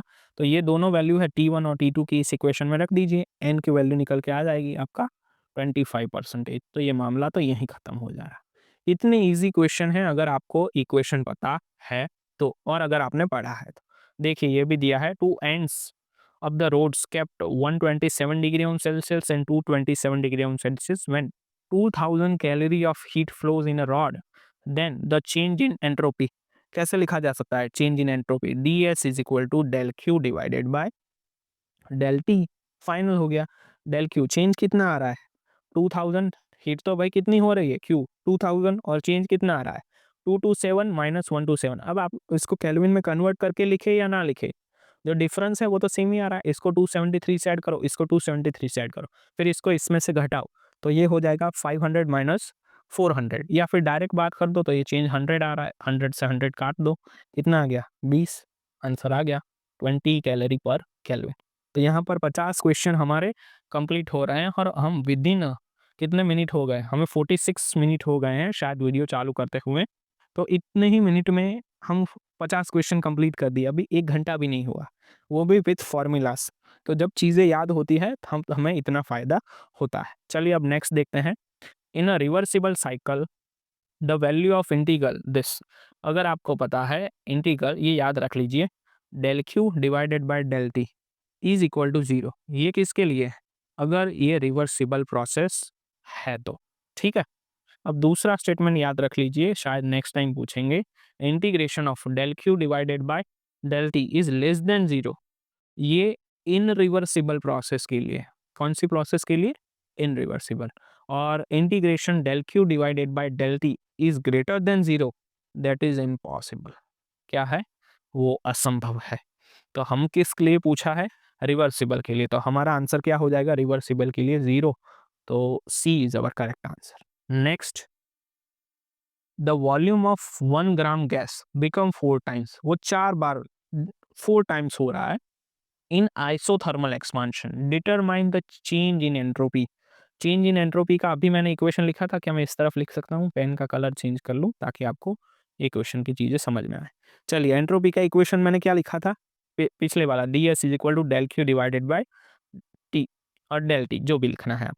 अब डेल क्यू आइसोथर्मल के लिए del Q is equal to क्या होता है, डी डब्ल्यू होता है फॉर आइसोथर्मल, और डी डब्ल्यू को कैसे रिप्रेजेंट करता है पता है, R T L N V2 divided by V1। तो मैं डायरेक्ट यहाँ पर लिखूँ del S is equal to, del Q की जगह मैं डेल डब्ल्यू की वैल्यू रख रहा हूँ R T ln V2 divided by V1 और डिवाइडेड बाय क्या हो जाएगा t, ये t से t क्या हो जाएगा cancel, r ln V2 divided by V1। अब 4 टाइम्स हो रहा है, r की वैल्यू तो दी हुई है 1.987, v कितना हो रहा है 4 टाइम्स हो रहा है, तो ln और ये 1 है, ln 4 की वैल्यू इससे मल्टीप्लाई कर दीजिए, आपका आंसर क्या आ रहा है 2.754। This is your correct answer B. कितना इजी सवाल था, समझ में आया। नेक्स्ट क्वेश्चन देखिए अब, determine the Joule Thomson coefficient. अब ऐसे क्वेश्चन के लिए आपको इक्वेशन याद होना चाहिए कि जो जूल थॉमसन का इक्वेशन है वो mu Cp is equal to 2a divided by RT minus B. इसमें जो म्यू है वो जूल थॉमसन कोएफिशिएंट है। आपको दिया क्या है, at a gas 400 kelvin, 400 kelvin यानी T दिया है। Cp की वैल्यू दी है, ये रहा Cp की वैल्यू डायरेक्ट रखनी है। A की वैल्यू दी है, A की वैल्यू आप यहाँ रखेंगे। B की वैल्यू दी है, B की वैल्यू आप यहाँ रखेंगे, और कोई वैल्यू की हमें ज़रूरत ही नहीं, ये R है। हाँ, और R की वैल्यू दी है, R की वैल्यू हम यहाँ रखेंगे। सारी वैल्यू रख देंगे, म्यू की वैल्यू फाइंड कर लेंगे। म्यू की वैल्यू अगर आपको मिलेगी 1.65 10 to power minus 6, that means what, that means A is our answer. Equation याद है तो चुटकियों का खेल है, वरना आपका काम यहीं पर तमाम है। इसीलिए जी सेट जो बोलता है ना कि जो थोड़े याद रख सकते हैं वो जल्दी सॉल्व कर लेते हैं, क्योंकि अब इसमें खोजने जाओगे तो फिर कुछ नहीं मिलेगा। जैसे एक ये क्वेश्चन है, at which temperature RMS speed of molecule of hydrogen at NTP will become a double. NTP that means what, normal temperature and pressure. Double कैसे होगा, तो VRMS अगर आपको याद है, उतना याद रखने की जरूरत नहीं है वैसे, 3RT divided by M, but आपको याद होना चाहिए जो VRS है, VRMS उसका रिलेशन क्या है T से, प्रोपोर्शनल टू रूट T है। ये पूरा इक्वेशन है। प्रोपोर्शनलिटी तो आपको याद है कि VRMS वेलोसिटी जो होती है वो टेम्परेचर के रूट के प्रोपोर्शनल होती है, ठीक है। तो सिंपल सी बात है, इनिशियल माइनस फाइनल कर दीजिए, VRMS न्यू जो नई वाली है डिवाइडेड बाय VRMS इनिशियल, क्या होगा, ये कितनी हो रही है root T new divided by T initial, क्या बता रहे हैं, वो डबल हो जा रही है, वही बता रहा है ना। तो n जो है वो क्या है, जो n है वो 2 टाइम vi है, तो vi कैंसिल हो गया, ये बच गया 2, 2 is equal to in root 2n divided by ti, इसका स्क्वायर ले लीजिए तो 4 हो गया, tn divided by ti। So t new कितना हो गया 4 टाइम्स ti क्या है, normal temperature and pressure, that means 273। So tn is equal to 4 times 273, कितना हो गया ये 1092, 1092 is our correct answer, C is our answer. Simple और नॉट।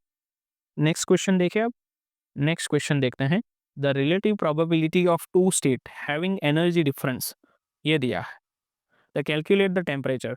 ये प्रोबेबिलिटी का डिफरेंस दिया है, जो प्रोबेबिलिटी का डिफरेंस होता है P2 डिवाइडेड बाय P1, वो क्या होता है e to the power delta E divided by KBT। अब डायरेक्ट दिया है P2 बाय P1 क्या है, प्रोबेबिलिटी का डिफरेंस दिया है P2 बाय जो P1 है, या फिर आप ऐसा भी कर सकते हैं ना कि जो probability of two state having the energy difference P2 divided by P1 का एनर्जी डिफरेंस ये दिया है, सॉरी हाँ, energy difference is E square, तो ये P2 डिवाइडेड बाय P1 का ई स्क्वायर आ गया, ये ई डेल्टा ई की वैल्यू दी है 4.8 10 टू पावर माइनस 21, KB की वैल्यू ये दी है 1.38, या फिर इसको ऐसे लिखिए, इसको थोड़ा मैं रब कर देता हूँ तो इजी आपके लिए बना देता हूँ। देखो ये ई स्क्वायर तो रेशियो दे दिया, डेल्टा ई रखिए, ये KBT रखिए अभी के लिए। अब ई और ई कैंसिल कर दीजिए, तो ये क्या हो गया 2 ln ले लेंगे, डेल्टा ई KBT माइनस रखने लीजिए, कोई फर्क नहीं पड़ेगा। अब आपको टी बनाना है तो टी को उस तरफ लीजिए, delta E divided by KB and multiply 2 कर दीजिए। तो जो भी वैल्यू आपको दी है, ई की वैल्यू दी है, हाँ ई की वैल्यू दी है, KB की वैल्यू दी है, 2 तो कांस्टेंट है ही, रख दीजिए, ई आपको आंसर में मिल जाएगा, टी आपका आएगा ये, सी is our correct answer.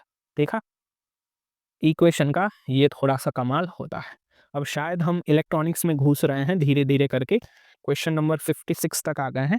56 question जो है वो कैसे सॉल्व होता है वो देखते हैं। Determine the current in the network, V1 दिया है, V2 दिया है, आपको क्या निकालना है, करंट निकालना है।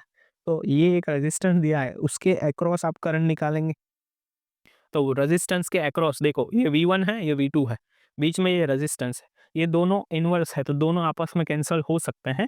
पहले ये देख लेते हैं कि रेजिस्टेंस के अक्रॉस वोल्टेज कितना आ रहा है, V1 माइनस V2।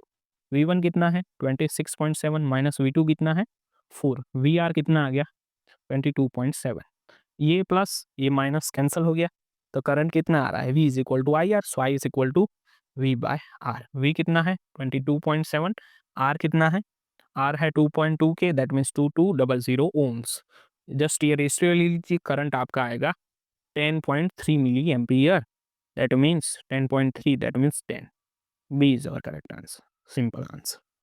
ठीक है, नेक्स्ट क्वेश्चन देखिए, ये 57 जो क्वेश्चन है बहुत बड़ा क्वेश्चन दिया है, लेकिन उतना कुछ खास है नहीं। मैंने बताया था कि ऐसे एक पिक्चर दिए जाएंगे, उसमें काफ़ी सारे नंबर्स दिए जाएंगे और आपको कुछ पूछ लिया जाएगा। आईसी की वैल्यू दी है, आरबी और आरसी ढूंढना है, ये हमारे लिए बच्चों वाला खेल है। आईसी की वैल्यू दी है, बीटा दिया है, आईबी दिया है, बीसीसी दिया है। तो चालू कीजिए, पहले आरसी के अक्रॉस आप वोल्टेज निकाल दीजिए, V R C is equal to क्या होगा, V C C minus V C हो जाएगा, ये अप्रॉक्सीमेटली 0 के करीब है, तो वी सी सी की वैल्यू क्या है 10 volt, so V R C की वैल्यू 10 आ गई।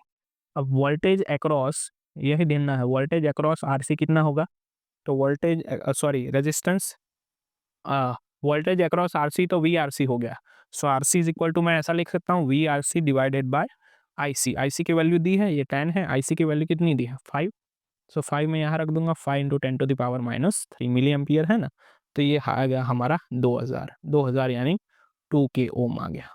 ठीक है, तो आर सी की वैल्यू तो ये रही बेटा। अब दूसरी ढूंढने की ज़रूरत है नहीं, वैसे तो आपका आंसर आ गया ए, लेकिन आपके सेटिस्फेक्शन के लिए मैं लिख देता हूँ कि अब हम इस तरफ जाएंगे, और इस तरफ जाने के लिए मुझे आई बी चाहिए। तो आई बी कैसा लिख सकते हैं, बीटा दिया है, आपको पता है ना कि beta is equal to I C by I B, so I B is equal to I C divided by beta लिख सकता हूँ, हाँ कि ना। आई सी की वैल्यू दी है 5 मिली एम्पियर डिवाइडेड बाय 100 आ जाएगा, तो ये कितना आ रहा है, ये आ रहा है 0.05 मिली एम्पियर, जिसको मैं 50 माइक्रो एम्पियर पे लिख सकता हूँ। और ये आ गया हम आई बी, तो उसके अकॉर्डिंग हम वी आर बी लिखे, ये रेजिस्टेंस के अक्रॉस वोल्टेज कैसे लिखते हैं, V I minus V B E. V I कितना है 10, वी बी ई कितना है, वी बी ई है 0.7, सो ये कितना आ रहा है 9.3, ये आ गया वी आर बी। उसके अक्रॉस आप रेजिस्टेंस लिख दीजिए, R B is equal to क्या हो जाएगा, V R B divided by I I I R होगा कि आई बी होगा, यस आई बी होगा, V R B 9.3 divided by 50 micro ampere, तो इसका क्या आ जाएगा 186 आ गया। ये इक्वेशनों से खेलने की चीज़ है, और ऐसा एक क्वेश्चन आपके पेपर में होगा होगा और ज़रूर होगा। तो चलिए थोड़ा आगे बढ़ते हैं, इस कहानी को आगे लेके चलते हैं। इस पेपर का सबसे आसान सवाल, विच of the following is different from the others, नीचे दिए गए में से कौन सा दूसरे से थोड़ा अलग है। Energy generation in sun, energy generate होता है। दूसरा टूसामी, ये हमें पता ही नहीं है कि क्या है, रहने देते हैं। Sending satellite by accelerating beyond escape velocity, यानी सैटेलाइट को छोड़ना है beyond escape velocity. Producing the high power of laser, यहाँ पर एनर्जी पैदा करने की बात है, यहाँ पर एनर्जी पैदा करने की बात है। क्या सी में एनर्जी पैदा करने की बात है, नहीं, ये तो वेलोसिटी के रिलेटेड बात है, और ये शायद हमें पता नहीं है, लेकिन एनर्जी से रिलेटेड ही बात होगी। तो कौन सा डिफरेंट है, ये वाला डिफरेंट है, सी इज अवर आंसर, खत्म बात, कुछ सोचना ही नहीं है, कौन सा अलग है वो टिक कर देना है। Find the load I L in this circuit, देखो ये वी एस है, और लोड के अकॉर्डिंग हमें आई एल फाइंड करना है। तो जो आई आर बनेगा वो क्या बनेगा, रेजिस्टेंस के अक्रॉस पहले लिखा ले current V S divided by R बन रहा है, हाँ कि ना। अब V S divided by R बन गया, तो इसका तो पहला तो ये हो सकता है कि जो करंट है वो थ्रू जाए आर डैश एंड जेड के अक्रॉस, या दूसरा हो सकता है जो करंट है वो जाए फीडबैक के अक्रॉस। तो हमें कहाँ जाना है, फीडबैक के अक्रॉस जाना है, तो जो आपका करंट लोड के अकॉर्डिंग बनेगा वो माइनस आई आर बनेगा, उससे रिवर्स देख लो, तो माइनस कर दो V S by R, answer आ गया। ठीक है, वी एस बाय आर कौन सा है, minus D, D is our correct answer in question number 59। ये देखो भाई समिंग एम्पलीफायर, अब मैं आपको नहीं करवाऊंगा ये, मैं बोल बोल के थक गया कि मेरी नोट्स में देख लो, amplifier inverting non inverting summing सबके इक्वेशन दिए हैं, जस्ट वैल्यू रख दो, इसका आंसर आएगा वी आर बाय 4। अब मैं नहीं करवाने वाला इसको, देख लेना। नेक्स्ट क्वेश्चन देखते हैं, in the given circuit logic बताया था जब इलेक्ट्रॉनिक्स चालू किया था, कोई भी गेट दे देंगे, ये कौन सा है, एक्सऑर है, और ये एक्सऑर है, और ये कौन सा है, और है, और उसके आगे डॉट है मतलब नॉर है।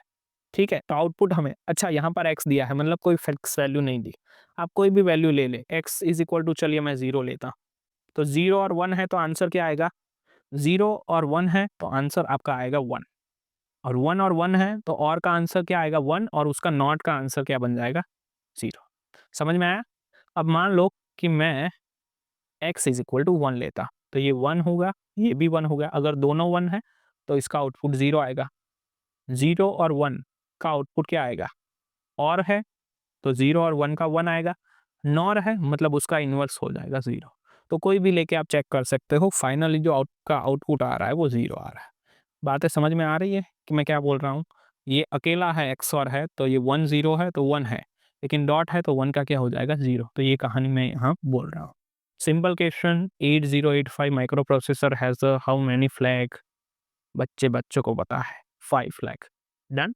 Next, tri state buffer device has, tri state buffer device, अगर ये आपको पता है तभी इस चीज़ का आंसर है, वरना आप इसका आंसर नहीं दे पाएंगे। ये बहुत लॉजिकल बात है। ट्राई स्टेट बफर डिवाइसेस थोड़ा नया है, बट अभी के लिए याद रख लीजिए, 2 logic states and 1 high impedance state. B is our correct answer. Next question, simplify the Boolean expression of the given below. अब ये थोड़ा डिफिकल्ट वाली चीज़ आ गई, अगर आप इसे जानते हैं, ये कौन सा की मैप से क्वेश्चन आया हुआ है, ये की मैप से, किससे, की मैप से, कैसे? अगर आपको पता है कि x जो है आपके पास, जो y है, या फिर जो भी z है, ये पेन क्यों नहीं काम कर रहा है? हाँ, जस्ट सेकंड, इसको हटा देता हूँ और मैं दूसरे कलर से लिखता हूँ ताकि आपको दिखाई दे। जो x है या जो y है या जो z है, और यहाँ पर आपका f ऑफ x और y और z है। अगर आपको पता है तो हम ऐसे लिखाते थे, 0 0 0 है तो ये क्या है, एक 0 तो 1 है। इसको लिखो 0 0 1 है तो क्या है, 0। ऐसे 1 0 1 1 1 0, और यहाँ पर क्या दिया है, 2 4 5 6, यानी ये 2 4 5 और 6 पे के मैप है, उसका सिंप्लीफाइंग हम के मैप बनाएंगे, और के मैप का जो सॉल्यूशन हम करते हैं वहाँ से इसका आंसर आपको सिंप्लीफाई करके देना है, जो आपका आंसर आएगा ये। अब सारी प्रोसेस मैं यहाँ नहीं करता हूँ, मैंने ये बता दिया कि मैप इसका बनाना है और उसका बूलियन एक्सप्रेशन दिखाना है, तो ये आपका आंसर हो जाएगा। नेक्स्ट देखिए आप, mechanical rotary pump is a best suited for creating, किसके लिए आएगा, rough vacuum finish. Theoretical question है, आंसर भी थियरिटिकल ही होगा। नेक्स्ट देखिए, ये बाइनरी है, रिपल फैक्टर 101, आपको पता है स्टार्ट कहाँ से होता है, स्टार्ट होता है 1 1 0 1, I don't know why it is not working, start होता है 1 1 0 से, उसके बाद जो आता है वो क्या आता है, 1 1 1 0 0 0, देन 0 0 1, देन 0 1 0।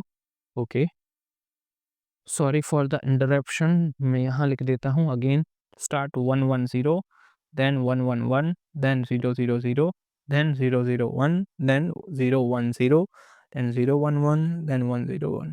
कहाँ से दिया है, यहाँ से, तो ये पहला, दूसरा और तीसरा, तीसरा जो है वो शायद आ जाएगा 3 के बाद, ये क्या हो जाएगा, रीसेट हो जाएगा।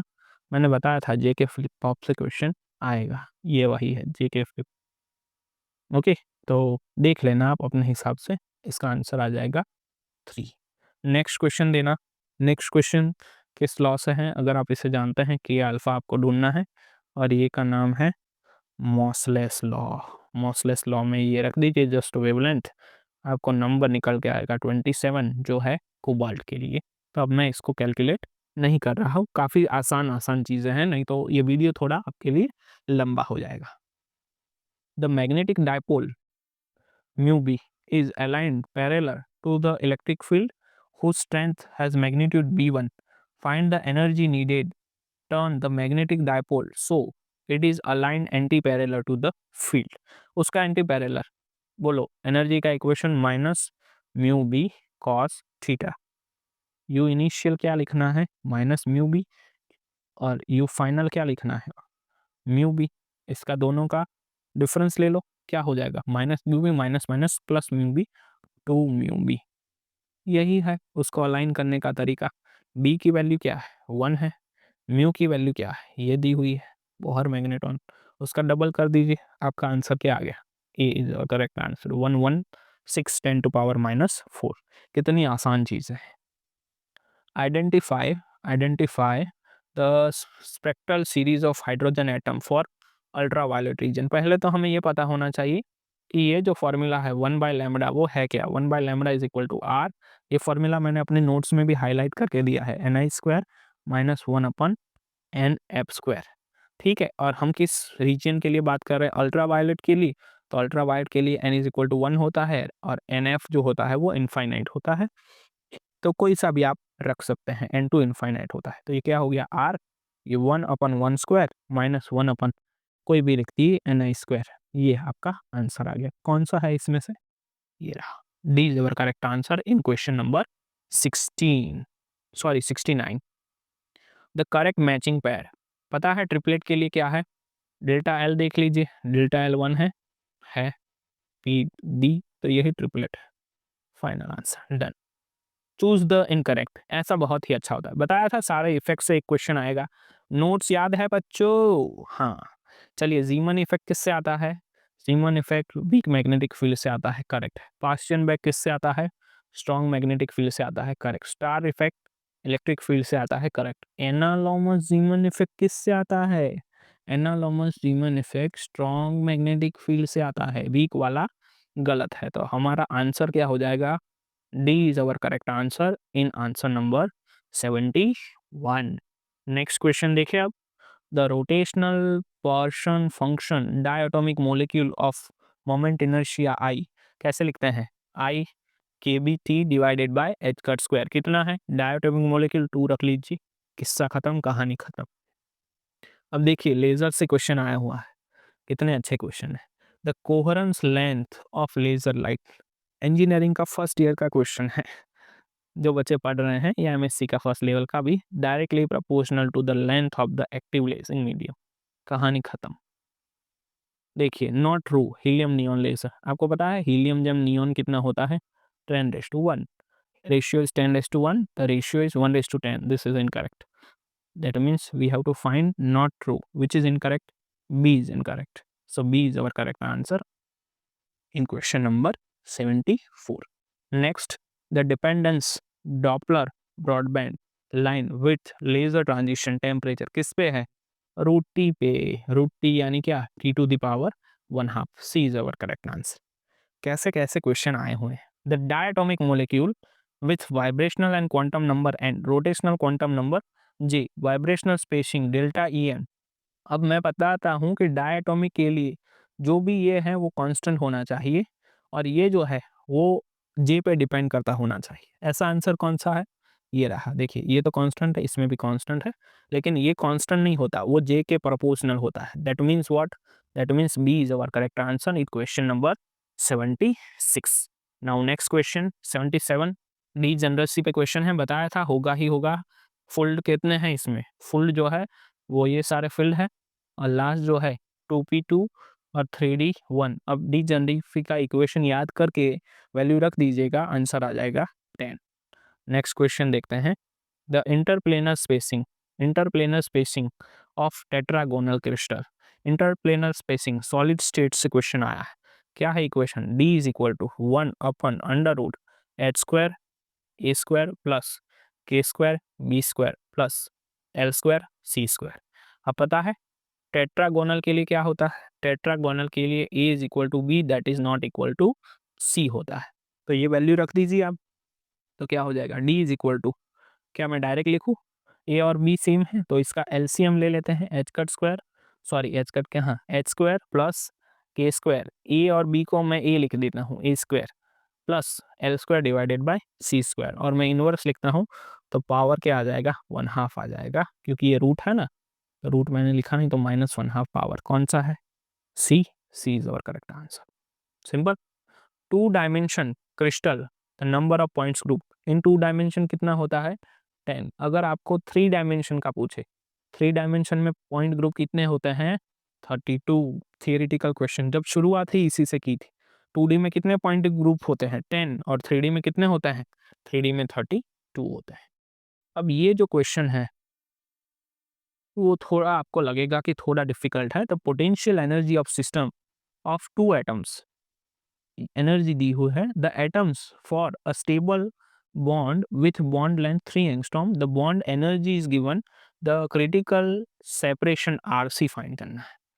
अब ये जो है आरसी वो आपको कैसे फाइंड करना है, तो पहले तो यू आपको दिया है 1.8 बॉन्ड एनर्जी दी है, ए आर का वैल्यू क्या दिया है 3, सो ये 3 to the power 6 plus B 3 to the power 12, ये आपका एक इक्वेशन बन गया। अब दूसरा इक्वेशन आपको फोर्स का बनाना है, इसको डेरिवेटिव लेके del U by del R और उसके इक्वल क्या रखना है 0। आप ले सकेंगे इसको कि मैं लेके दिखाऊं, -6 से डिवाइडेड बाय क्या हो जाएगा R to the power 7 minus 12 B R to the power 13 is equal to 0। अब इसमें आर की वैल्यू रख दीजिए, आर की वैल्यू क्या दी हुई है 3 हुई है, तो ये आपका इक्वेशन हो जाएगा 2। ये दोनों इक्वेशन को सॉल्व कर दीजिए, दोनों इक्वेशन को सॉल्व कर देंगे तो आपको ए और बी का वैल्यू मिल जाएगा, और ए और बी का वैल्यू इसका रेशियो ले लीजिए तो आर मिल जाएगा 2b divided by A raise to 1/6। A और बी की वैल्यू इसमें रख दीजिए तो आंसर आ जाएगा 3.33 एंगस्ट्रॉम। सो जस्ट मैंने मेथड बता दी है क्योंकि यहाँ उतनी स्पेस है नहीं कि मैं गिन पाऊँ, ठीक है। तो ये एक सिंपल सी मेथड है इसको फाइंड करने की। The vacancy concentration N for a monoatomic solid concentration temperature T is given by, अब ये डायरेक्ट याद है तभी याद होगा, ये बी इसका आंसर है, अदरवाइज इसको कैलकुलेट हम अभी के नहीं करेंगे, ठीक है। तो B is our correct answer in question number 81। Now question number 82, the maximum allowed frequency in acoustical branch 2k/m, कहानी खत्म।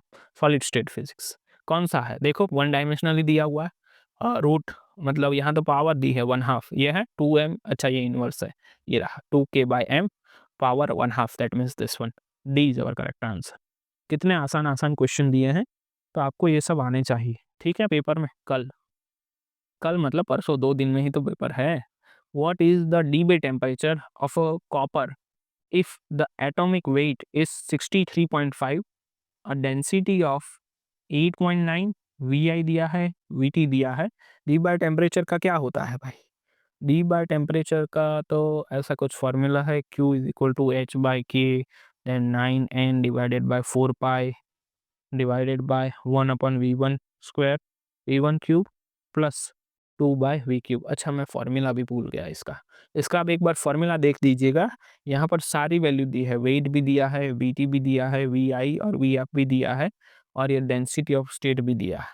ये सारी वैल्यू पुट कर देंगे तो डी बाय टेम्परेचर आपका निकल के आ जाएगा, शायद यही इक्वेशन है, लेकिन मैं थोड़ा भूल गया हूँ, देख लीजिएगा इसको, इसका जो आंसर निकल के आता है वो ये आता है, ठीक है।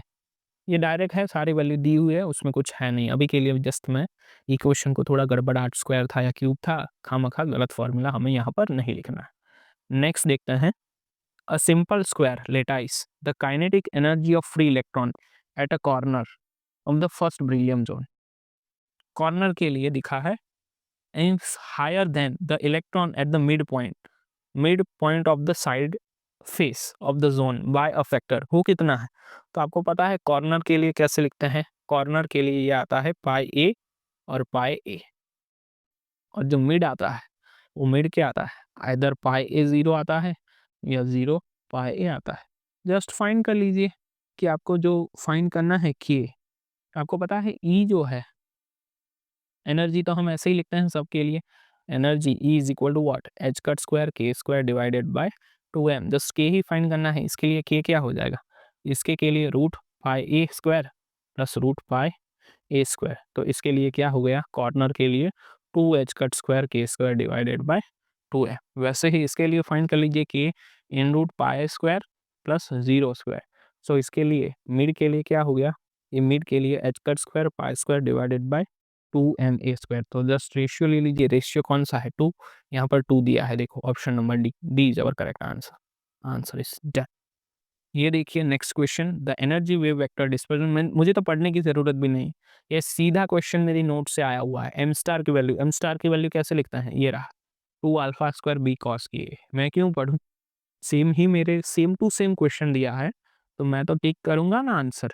Next, which of the following cannot be explained by considering the harmonic approximation of lattice vibration? lattice vibration से क्या एक्सप्लेन नहीं हो सकता, डी बाय हो सकता है, हाँ, ऑप्टिकल ब्रांचेस लेटाइस, हाँ, थर्मल का थोड़ा इश्यू है, नीलम पेट्रिल और सॉलिड स्टेट में आता है, तो ये नहीं हो सकता। That means C is our correct answer in 86 number. Next, Hall voltage for metal strip copper is in order of what? Theoretical question, theoretical answer.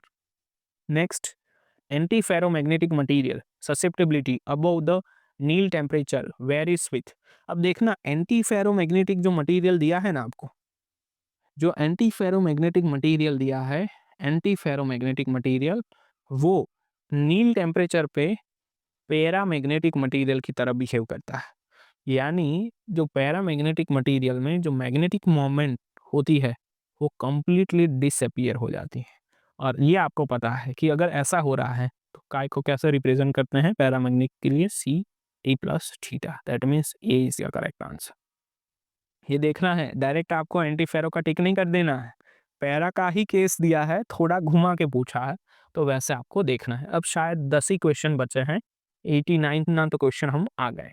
The mass of deuteron, ओहो, क्या लिखता है, mass of deuteron is this. The mass of proton neutron तो हमें पता ही है, the packing fraction, कितना आसान सवाल, पैकिंग फ्रैक्शन सॉरी एस है ये, is equal to M minus A divided by A. क्या दिया है, एम 2.014103 दिया है, ए क्या होगा 2 डिवाइडेड बाय 2, ड्यूटेरॉन है ना, दैट मीन्स 2। इसका क्वेश्चन कैलकुलेट कर लीजिए, 0.077, डी इज और करेक्ट आंसर, फिनिश। प्रोटॉन और न्यूट्रॉन का मास का मैं क्या करूंगा, जरूरत ही नहीं है। चलिए ठीक है, next question, which of the following is the correspond the fundamental particle? Fundamental particle कौन से है, क्वार्क्स है, फोटोन है, इलेक्ट्रॉन है, डी इज और correct answer. Next, Yukawa potential कौन सा है, आंख बंद करके टिक मारो आप सी पे, युकावा पोटेंशियल यही। जस्ट डायरेक्ट इक्वेशन पूछ लिया है, ना कुछ गिनती करना है ना कुछ करना है। युकावा पोटेंशियल कौन सा है, आइडेंटिफाई द युकावा पोटेंशियल, ये रहा। युकावा पोटेंशियल का फॉर्मूला पता है तो आंसर पता होगा, नहीं तो नहीं पता होगा। नेक्स्ट देखें अब, why we can not observe free quarks at low energy? क्यों हम उसको एब्जॉर्ब कहाँ, ऑब्जर्व नहीं कर सकते, मतलब देख नहीं सकते। क्यों नहीं देख सकते, क्योंकि कन्फाइनमेंट है, जो क्वार्क्स है ना वो कन्फाइंड है, कन्फाइनमेंट प्रॉपर्टीज दिखाता है। So due to its confinement property, restricted है कन्फाइनमेंट का मतलब, तो A is our correct answer. Which particle is not a elementary particle? कौन सा नहीं है, पायोन इज नॉट। नेक्स्ट, ये रिएक्शन दिया है, is not possible due to, ये पॉसिबल क्यों नहीं है, पहले चार्ज कंजर्वेशन है, तो मैं इसका लिखूं P plus P, proton proton दिया है, कायोन प्लस ये, ठीक है। अब मैं अलग अलग कलर से लिखता हूँ। चलिए, चार्ज कंजर्वेशन के लिए प्रोटॉन का चार्ज क्या होता है, प्रोटॉन का होता है 1, इसका भी होता है 1, इसका क्या होता है 1, इसका 1, ये तो कंजर्व है, ठीक है। यह है स्ट्रेंज नंबर, प्रोटॉन का लिखो 0, इसका भी 0, इसका क्या होता है +1 और इसका प्लस है यानी -1, तो चलो ये भी है। चलो अब हम क्या करेंगे, स्ट्रेंजनेस तो आ रही है, मतलब ये भी आ रहा है, बारियन नंबर मेजर करेंगे। बारियन का क्या हो रहा है, मैं कलर थोड़ा डिफरेंट ले लेता हूँ। बारियन, प्रोटॉन के लिए क्या है 1, इसके लिए क्या है 1, के प्लस के लिए बारियन 0 है, इसके लिए 1 है, मतलब ये नहीं आ रहा, तो ये नहीं है। That means that is not possible due to which its baryon number. And isospin भी हम मेजर कर सकते हैं, इसके लिए 1/2 है, इसके लिए 1/2 है, इसके लिए क्या है -1/2 है और इसके लिए 1 है, ये भी नहीं है। तो that is not possible due to this. ये हमने बताया है हमारे नोट्स में कि कैसे इसको देखना है, कैसे जाना है। अब शायद हम लास्ट पेज आ गए हैं इस पीडीएफ का। न्यूक्लियर स्पिन इसके लिए और इसके लिए कितनी होगी, तो देखिए पहले mg 12 और 25, इसमें प्रोटॉन कितने हैं 12 है, न्यूट्रॉन कितने हैं 13 है, ये है ऑड नंबर, और ऑड के लिए क्या होता है हाफ इंटीग्रल स्पेस होगा। अब सी 6 14, न्यूट्रॉन कितने हैं 6 है, न्यूट्रॉन कितने हैं, सॉरी प्रोटॉन 6 है, न्यूट्रॉन है 8, इंटीजर नंबर है, इंटीजर के लिए क्या हो, सॉरी ये जो इवन नंबर है, इवन के लिए क्या होगा, इंटीजर स्पिन होगी, तो यही देखना है, इंटीजर है तो इसके लिए इंटीजर है, इसके लिए हाफ इंटीजर है। सी इज अवर करेक्ट आंसर। समझ में आया बच्चों कि नहीं आ रहा है? द वीकेस्ट फोर्स, ये 8th क्लास का बच्चा बता सकता है कि जो वीकेस्ट फोर्स है वो ग्रेविटेशनल फोर्स है। तो C is our correct answer. इतने आसान सवाल भी आ सकते हैं। Next, how many neutrinos and anti neutrinos are along together in elementary particle spectrum? कितने आ सकते हैं आपको पता है? 6। Pi meson are classified as, ये मैंने बताया था कि SU1 और SU2 ग्रुप से क्वेश्चन आते हैं, तो ये वहीं से है। पाई मेसोन किस में क्लासिफाइड होता है? आइसोस्पिन ट्रिपलेट में, SU2 ग्रुप सिमेट्री में। देखिए नीचे वाला भी वही है। The quarks are known to be described with quantum chromodynamics, QCD, और QCD का ही हमें देखना है जिसमें 6 क्वार्क्स। देखो ये जो आंसर है ये वही है ना, ऐसे भी हमें थोड़ा थोड़ा देखना होता है। Select the correct statement of the given below, क्यों है? वही आंसर होगा बेटा। जो QCD है वो क्या है? Describe the XU2 symmetry. देखो D is our correct answer, simple. Next, last but not the least, the proposed decay, this one is, अब मैं इसका देखता नहीं हूँ कि भाई फॉरबिडन में लेप्टॉन कंजर्व हो रहा है या स्पिन कंजर्व हो रही है, जस्ट आप देख लेना, इसमें लेप्टॉन नंबर आप देखोगे तो कंजर्व नहीं है, that means A is our correct answer. और इसी के साथ हमारे पेपर के 100 आउट ऑफ 100 क्वेश्चन थे, 100 आउट ऑफ 100 क्वेश्चन का हमने सॉल्यूशन खत्म कर दिया है। इसी के साथ मैं एक और चीज़ बताना चाहूँगा, इस वीडियो के नीचे 2021 के फुल पेपर का पार्ट 2 और पार्ट 1 दोनों का सॉल्यूशन दिया हुआ है, जिससे आप रेफर कर सकते हैं। कुछ ही घंटों में, आफ्टर 1 डे और you can say 6 hours, part 1 solution for 2023 GSET वो चैनल पे आ जाएगा, तो आप चैनल देख सकते हैं। और एक ज़रूरी सूचना, अगर आपको रेफ़र करना है ऑल नोट्स PDF, तो वो हमारे दिवाली गिफ्ट वाले वीडियो में दिया हुआ है। तो आप सबको मेरी तरफ से, यानी कि फिज़िक्स की दृष्टि की तरफ से ऑल द बेस्ट। आप सबसे अच्छा कीजिएगा और प्लीज़ मुझे बताइएगा कमेंट करके कि ये कितना आपको हेल्प कर रहा है, it is helpful for you और नॉट। और मुझे बताना है कि अगर आप यहाँ से पढ़ के गए हैं तो आपका पेपर कैसा रहा है, अच्छा हो बुरा हो, जैसा भी एक्सपीरियंस हो मुझे अपडेट करना, तो मैं इस पर आगे जाके नए वीडियो बनाऊँगा। और कुछ ही समय के बाद पार्ट 1 का सॉल्यूशन भी इसी चैनल पे मिलेगा। तो सब्सक्राइब करें, लाइक करें, शेयर करें और बने रहिए फिज़िक्स की दृष्टि के साथ। थैंक यू बच्चों, thank you very much, thank you to all. If you found the one, you should never give her up. I think it's the way life changes when in love, yeah. I surround my soul with the positivity.